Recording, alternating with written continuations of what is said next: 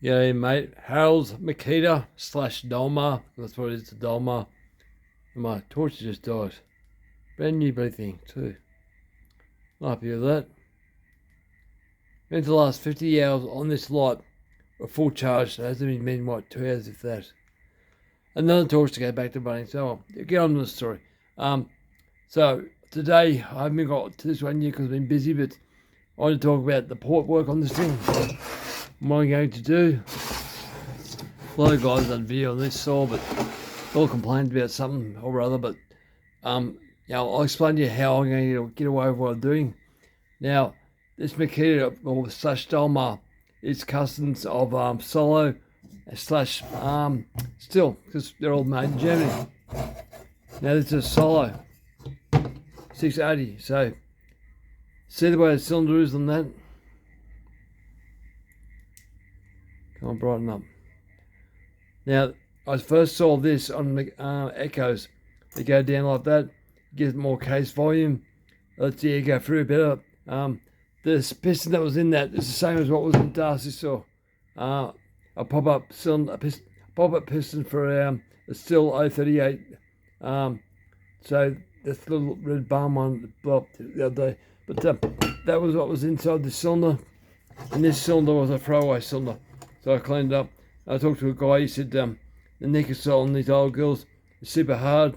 He said rod back with stones and stuff and she'll be fine. But yeah, it's come up alright. There's no real marks and all that. Nice combustion chambers right round. It's nice, half a sphere. So it's just designed nice. But the reason I'm going to do this, because trying to get more airflow through, because silos don't have a window piston sort of thing. Their pistons on a silo, there's no windows at all, but there's a step down on the side here, so the air goes through the base of the piston and goes through down through the transfer chambers to the bottom, going for that way instead of coming through the piston. So different way of doing it. There's all different ways of doing it, but that's their way.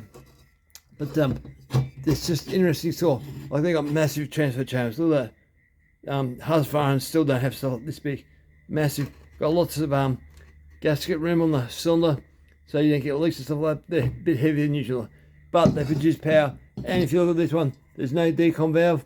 There's a low compression motor, and yet they still pull power, and they still pull. I done there the size 670 had a 42-inch bar. They pulled it quite easy.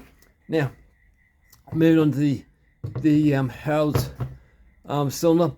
That's a big bore, so it's 54mm, I think it was.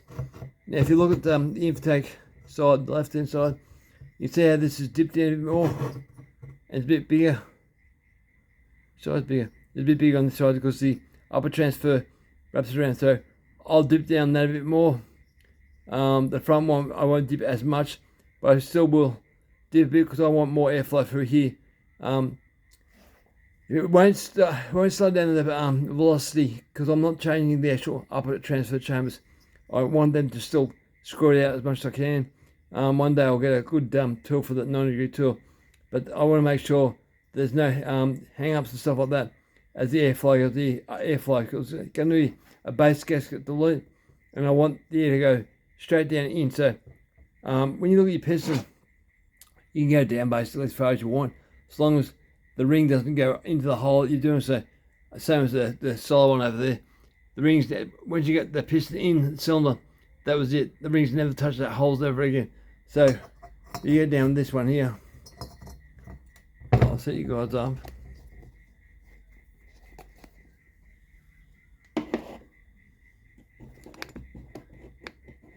Trying to get the cylinder. So you see what I mean.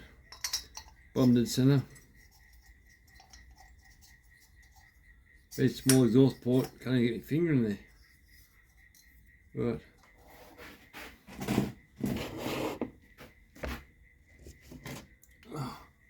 Oh God, hang on. So I got my finger in there. Yes, see this. That cylinder's at bottom dead center. See, that's as far as that piston will ever come down. So I could basically cut way down to that point because the piston goes back up after that. It goes down to there, That's the problem with the exhaust. I can feel it, and it starts going back up here. So you can cut to that, or get more case volume. What happens to these two strokes? Once you get to a certain pressure, that's it. You won't get much more in there. So, but if you get more you can in there, you get more volume because fuel and air end up being like a fluid, like a solid fluid. If you get to a certain point, you get spit back, and you won't hold no more because you can't really compressorize these little buckets because once the transfers open up, you go straight to the exhaust. So you get to a certain point, and that's it. But I'm going to ball this out. Well, I said ball out. Pull this out. Needle point all the edges. So when the air comes up and into that, it rolls over into the transfer and clean it up. I'll drop the intake a little bit. I'll probably even do solid trick on the intake as well, I suppose. The exhaust is really small exhaust too, very small. So I got to check the timing numbers, deburr everything, bit of casting mark on the bottom of that cylinder, make sure that's right. I don't like where the pulse line is on one side. I've seen many videos where people have done that and they weren't happy with it. So I don't know why Dalmar's gone that way. You think it'd be like a Husqvarna in the center somewhere. But that's weird. I'd sooner have twins. We don't do that, but must be a reason for that. I'm not quite sure. So be careful not to touch that or whatever else. But I'll lighten the piston up to it as I can. Those windows are very small too. If you look at the windows, the intake side window is way bigger than the exhaust side. So when you look at your pistons and stuff, or your cylinders in a port, look at the way they're designed and follow where they're going. So they want this side to be bigger, which is the intake side. So that's why I follow the way the engineers have it designed. They design things to have warranty, really. So if it's going to be bigger towards the carby, make it big all the way through. So that's the carby one, so it's already dipped down here just a tad. So let me drop this. That was close. Maybe screwdriver. Right. That was close. Too much stuff on my table. So you see, that side there is already dipped down. Yeah, it's already dipped. Not by much, but enough to say they want more air that side. So I'm going to accentuate that, probably get it over here somewhere. I'll mark a lot of textures and stuff. Want to make sure there's no impedance, so I might have to remove that part there. I'm not sure yet. I have to look where the rings sit in the piston, where the pin sits. Where is the pin? Oh, pin's in the center of the intake, so it's right there. So I just want to make sure that there's no problems with pistons. That's it. In reference to the cylinder, the exhaust. Yeah, so you see it impedes something shocking. So I take those corners off, just there. They're not doing nothing but causing airflow restriction, and yeah, we just got to pump it anyway. So you can't really go too much wide in the intake or exhaust ports because the size of the piston itself is not very big, not very wide. But yeah, these parts here, that'll be the magic part, I think. Removing these bits here because the air can't get flow through here. So if you don't remove that, there'll be an eddy, and the eddy will spin in here. It causes restriction, and it won't fly the way it should. So I remove that. It's still got to look up where your metal and stuff is. You can't just go chewing. You got to be very careful and plan how you go. This side there's got a fair bit of metal. They can come out. But you don't also make it structurally weak. So, you know, it's part of the important process.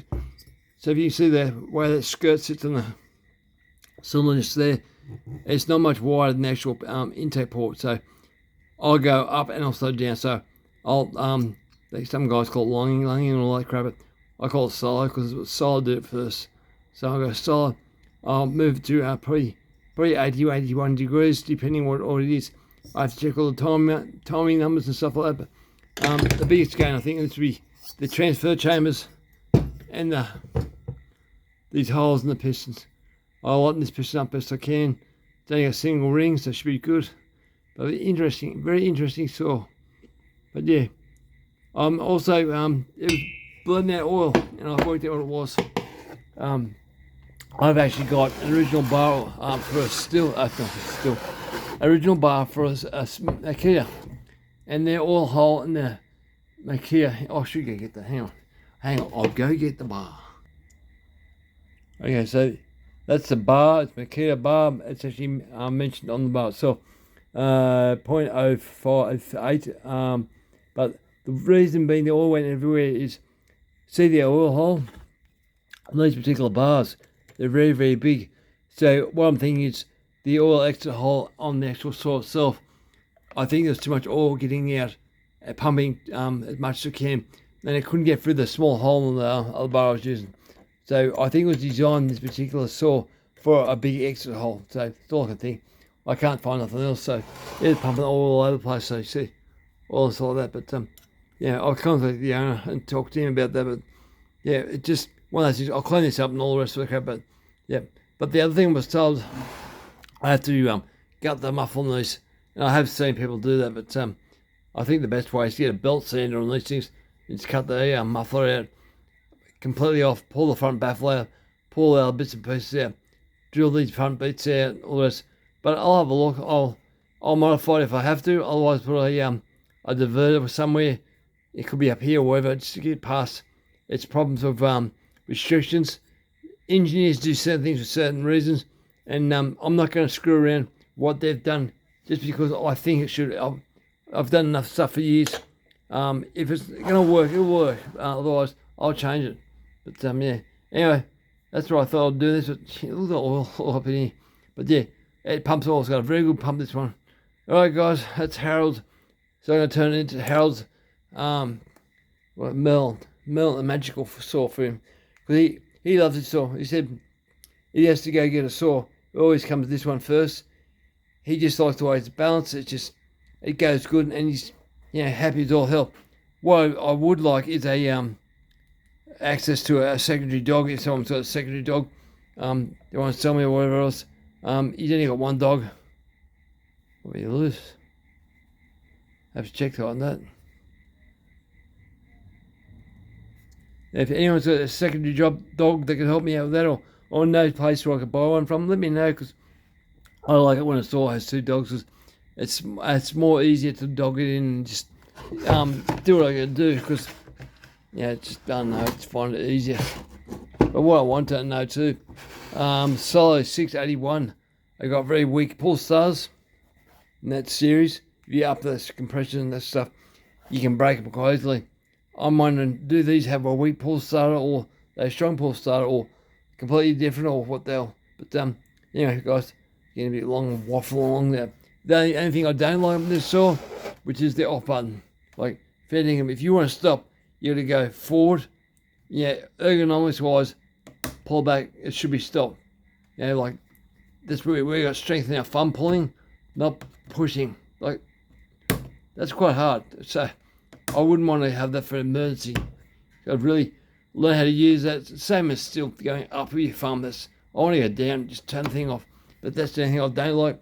Got great anti-vibration. So yeah, it's going to be an interesting saw, but I'll be getting on this really soon. I just got to do these other little jobs, get on the road. Dust these saws all back together. I just got to, I'm waiting for the gasket leak glue, still glued to dry 24 hours. Doesn't have time to be 24 hours.